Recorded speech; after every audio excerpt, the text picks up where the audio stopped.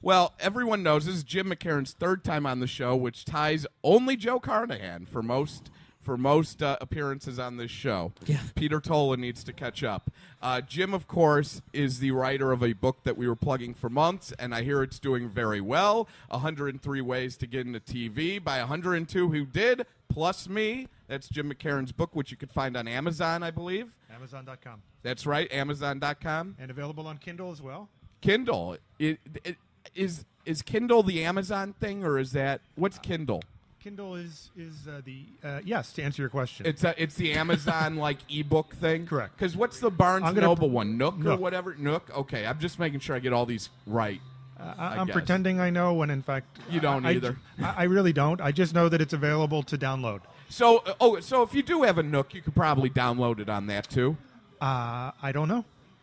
If anyone has a Nook and wants to let me know, please do, and I'll update it throughout the show. If anyone has any kind of other ebook thing and you could download Jim's book on it, please tell us. I'd be Do curious. we need to get Sean Astin here to explain it to you? Sean, yeah, right. Sean Astin did explain to me how to use Twitter like I was 3 years old. Right. I mean, I'm stupid, but I mean, that was a little above and beyond. You're not stupid. You're just a Luddite like me. A Luddite. Yeah. I like that. Did it stick, by the way? Yes. Okay. Yes, it did. I'm a little bit. I still talk too much. But you can also find Jim's book if you go to the website on today's show blurb. The link is there. Just click on the link and you can buy it. And how much is it, Jim? It's not expensive. $15 for the print version and $2.99 for the ebook. Come on. That's a steal right there. $3 for this book. And if you want to be in this business, it's very helpful. I read it, and I read it months ago when you were telling me about it. And, I mean, and I read a lot of these stories. A lot of these stories you told in class. You would have Jim also would teach at DePaul. Correct. One quarter a year, and he would come in and do a what do they call it? Guest lecturing. It's not really guest lecturing. I was an adjunct. I am an adjunct. Adjunct? Okay, you still are? Yeah. I am, yes. You're going to do another term soon? Here in L.A. In L.A. You got in on Very the L.A. excited. term. Very excited to announce that here today. That's a very smart move by DePaul. You want an L.A. guy to be in the L.A. term. That's good. That's smart. I got to say, so you told a lot of these stories in class. So, for instance, you won't give out the names of who they are, but they're all people who are successful in the business. Well, some are newcomers who will be successful. Right. And they're successful in the sense that they wanted to come out here and they just made it. The Yes. fact that they arrived and that they're looking for work and that they're succeeding from day to day here in Hollywood in the new life makes them successful to me. So I did want their point of view because they are newcomers to the business. Yeah. But I call them newbies. I have newbies all the way up to CEOs and directors, Yep. Emmy-winning editors. I have heads of Emmy-winning companies. writers. Emmy-winning writers. I have feature film writers. I have executives from television studios and TV networks. I have people representing new media and digital media, which I guess is the same thing. Pretty much all walks of life. Yeah, it's great. All walks of Hollywood life, which is a walk that has lots of cracks in it. The most common theme I get out of this book, 103 Ways, is internships are crucial. Number one. It is very crucial. Number one. How do you take these internships, though, and turn it into something more than an internship? Because they take very few interns and get jobs out of it. Now, there's other ways. There's the non-obvious ways where you make connections and you network, and that's how you get jobs. They may not even necessarily be at the place you're interning, but Correct. being out here is really important and working out here. Correct. I mean, there are obvious and non-obvious ways, and in fact, some of them do turn into full-time jobs Right. when you're done. For instance, the Television Academy out here has an internship program, and what they do when the internship is over is they work to parlay that into a full-time job. That's great. They can't guarantee it, but part of the internship is working with the TV Academy when it's over to get a full-time job. So, from people that read your book, would they have a good understanding in your mind of how to get these competitive internships? Absolutely. First, they need to know they're out there, and they need to look for them, and they are out there. Some are described in terms of websites, and some are just described in terms of somebody's story. But absolutely, they'll figure it out. And it's really not rocket science if you think about, well, I want to work at NBC, or I want to work at such and such production company, or I want this kind of job, to just follow the electronic trail, Google it, and look to see if there's an internship program along with that company. So I actually do think, and this isn't just because we're good friends and that we work together now, but 103 ways to get into the TV, which you can click on the link on our website. Go to our website, click on Jim McKairnes show for today. It's in there. Click on the link. You go to Amazon. $15. This is one of the most important books, I think, to get in the business. Well, thank you for because saying no that. one was writing these kind of books. Well, that's kind of why I did it, and I don't mind saying I consider it successful, and I don't mind saying that because all I did was put it together. I stapled it. I put all the ideas in a pile, and I stapled it into a book, self-published it. But the ideas come from you. You're one of the contributors. Yeah. The ideas come from people who have walked the walk and talked the talk, from boots-on-the-ground survivors of people in Los Angeles. So it's your story. So I don't mind giving you guys the kudos for stepping up and helping me put it together. I will say that the best review or introduction to the book that I can communicate here is from a reader who was also a former student. I met up with him when I was in Chicago last fall teaching for the fall quarter, and he was a student prior to that quarter. I met him for coffee at whatever neighborhood I lived in, and I walk in and he's got the book, and we've talked about it. It's a big book. It's an 8.5 by 11 source book kind of workbook. He has it all marked up. He has Post-its all over it. He has it highlighted. It's big enough you can highlight and Yeah. Because, I mean, parenthetically, the book is essentially 102 emails. It's a guide. It's a guide, too. And it's a reproduction of actual emails from colleagues and these people I'm describing, these newbies. It's exactly word for word what they emailed me about how they broke into the business. Right. And all the personal information is redacted. So you can't identify them. Not that anyone said anything scandalous or gossip. And I think they would even be most were willing to use the name. I was going to say, I'm sure there's a lot of people, because like myself, I go, do whatever you want, but Right. I don't care. Yeah, it became a point that I didn't want there to be an index in it because I was self-publishing it, and it made it a little more complicated. And then people will be going through looking name by name and then looking for identification rather than information. Yeah. So I walk into the coffee shop with this kid, and he has it all marked up. His name's Miguel. He's a really nice guy. And he says the bottom line with this book is, and this is what I'm using to promote it with, he said, I want to break into television. I want to break into film. I want to move to Hollywood. When am I ever going to get 103 separate people in the same room at the same time for advice? Right. Yeah, that's smart. That's really smart, actually. And that's the best way to sell it. You're right. That's what it sums up. Wow. Because I wanted to break in when I first came here, 134 years ago, and I didn't know how, and I didn't know whom to socialize with, and I wouldn't know who any of these 103 people are, whatever the version was back in the early 90s. This, I think, gives them that information. Yeah. Lee and I could have used this. Yeah. I could have used it. Right? I mean, I literally didn't know how it worked, and it took several years to figure out. It does, and that's what you spend if you come out. You spend the first several years figuring out how to figure it out. Yeah. So it's saving a lot of time, and those are important things to learn. I mean, that's not a waste of your time, but it's also not just about. I mean, I think it applies to other jobs as well, and I've talked to people who are not TV people, who are friends of mine who've bought it because it does seem to apply for any newcomer to the business field or anybody who just graduated from college. How to break into the world that isn't the world you know. Right. But part and parcel of this book is not just how to break into TV, although you will close the book knowing how to do that, but it's how to negotiate Los Angeles. Because a lot of people, don't forget, this book, the inspiration, the genesis was my college class I was teaching in Chicago. And as does most everybody associated with your show, and as you've been talking about here, coming out to this high school that is Los Angeles is very confusing. It is. Yes. It is. And I even still have questions for you about that we're going to get to. But as you show up on that first day of high school, literally, we can take the metaphor to that point, which is you don't know where anything is on the first day of high school. You don't know where the fictional fourth floor pool is that doesn't exist. Right. No. You don't know where the cafeteria is. You don't know where anything is. So the book is not just about how to get an internship, how to understand that assistants are the source of power in Hollywood, how to create friends, how to create connections, whom to schmooze and why. But it's literally when not to move out here, the months where nothing is happening. Right. It's whether to turn north or south when you land at the We've airport. talked about that. We'll joke about that every now and then. We were talking about, Lee, I'm sure it was an episode or maybe you and I just talked about this privately, but we talk about how through like November to like March, there's all is award season. Yeah. And if you want to film a project or do something out here, it's literally near impossible. Yeah, but Putting we together the did pilot. it because we're idiots. Well, we got lucky. But we got lucky. We got yeah. very no, lucky. we had a lot of people because helping us. But scheduling it is 5 people of those caliber to be in the same place at the same time on the same day for something not awards related was a miracle in itself. And that's why Pat Tobias really hit out of the park booking people, because that's a miracle to get 5 people of that caliber in the same room for a pilot. Yeah.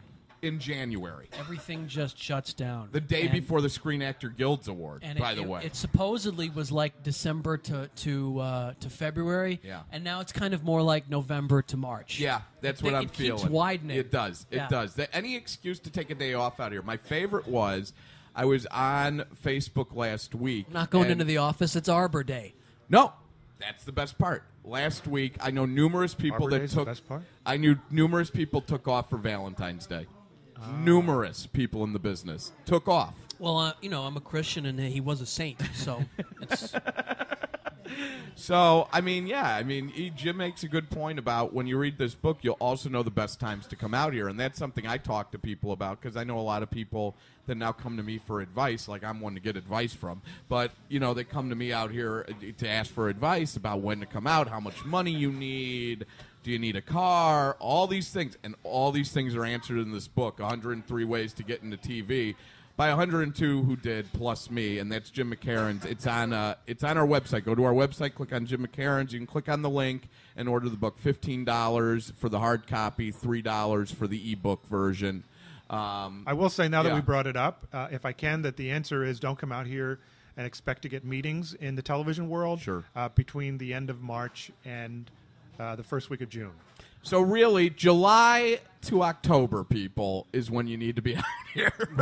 Those are pretty good months. And that's for TV. For movies, I know summer's dead. So it's just really fucking confusing. yeah. Don't worry, you'll have plenty of time to wait tables or whatever you're going to wind up doing for money. You could come by Taste Chicago and Burbank and hang out and write your scripts. Yeah. Whatever people do. We do talk about how much money to bring as well. Yeah. A lot. We talk. The average seems to be $5,000. And I encourage 10.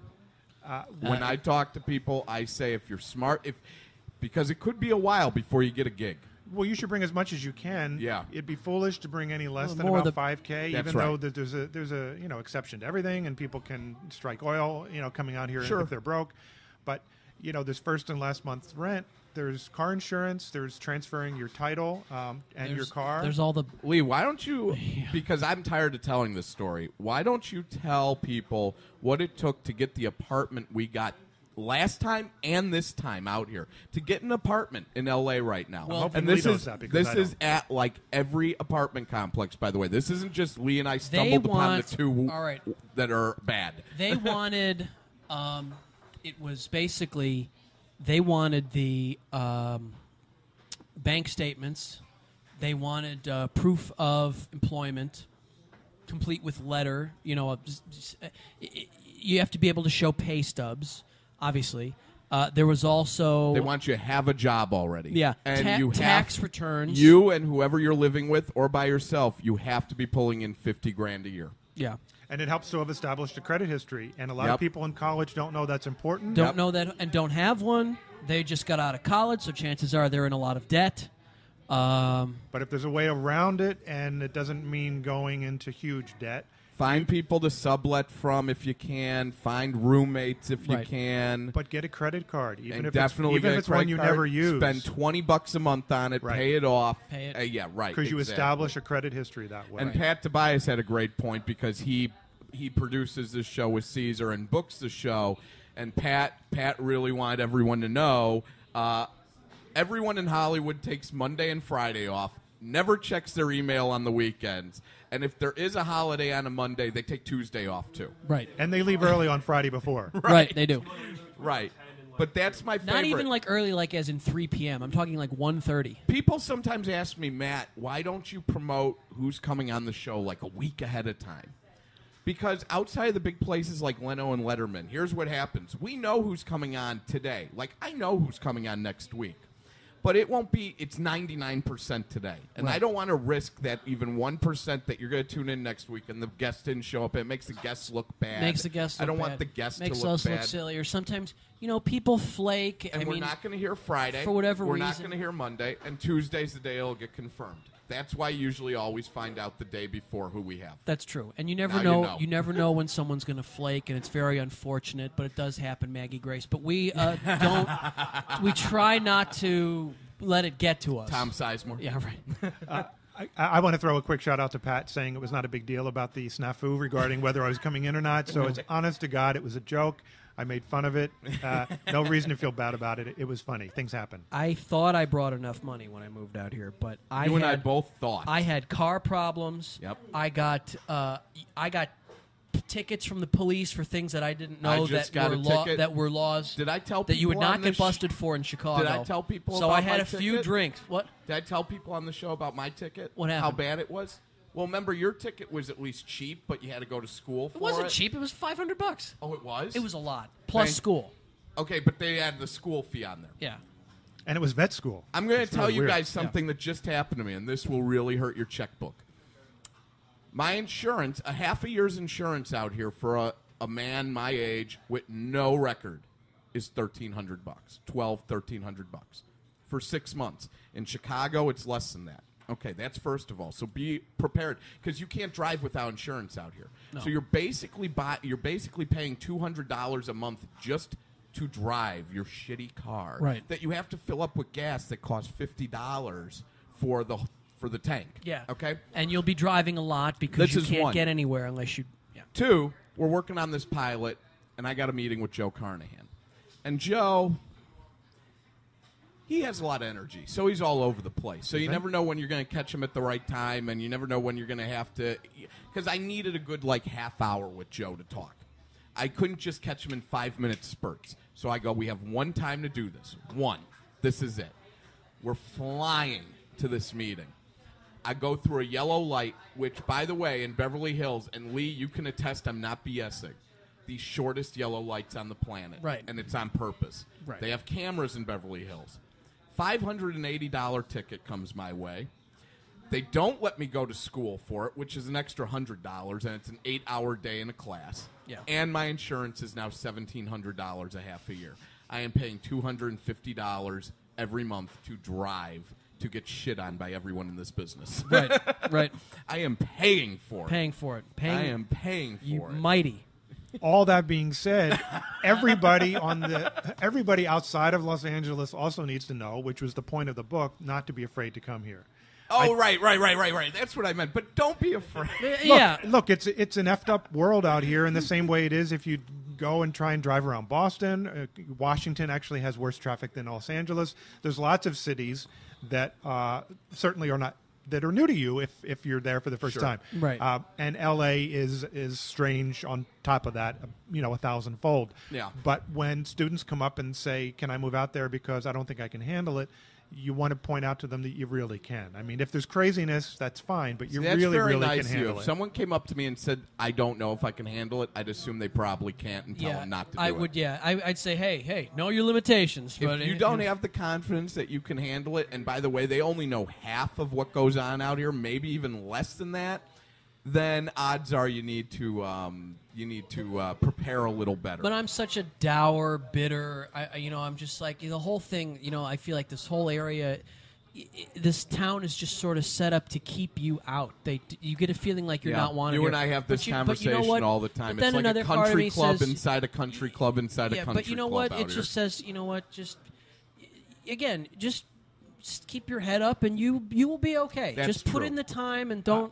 I really, agree with the can't- keep your head up thing. I can't agree more. And look, if I was the guy coming to you 20 years ago and you were saying don't Sure. do it, then we wouldn't have had the past 20 years of me being here. That's true. I wouldn't have written the book. I wouldn't be sitting here with you So guys. people, You guys wouldn't be here. Avoid me. Right.